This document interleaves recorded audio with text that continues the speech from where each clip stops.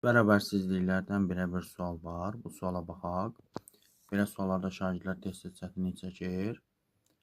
Kəsri sıfıra bərabər edən qiymətləri yazaq. Yəni surəti sıfır eləyək. X bərabər 0, x minus 1 fərqli olmalı sıfırdan. X bərabər fərqlidir 1. Bir də x plus 3 bərabər deyil sıfıra. X fərqlidir mənfi 3-dən.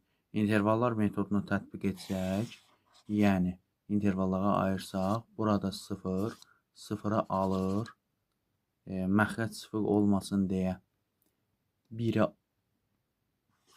almayacaq və mənfi 3'ü də almayacaq və intervallara ayırsaq, təbii ki, x minus 1'in kvadratı həmişə müsbətdir deyə 1'in sağ ətrafında müsbət olacaq.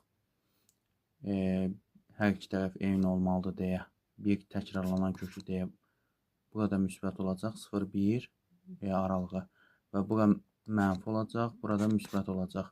Bizdən mənfiləri soruşduğuna görə cavab olacaq mənfi 3, 0. Mənfi 3 daxil deyil, amma 0 daxildir.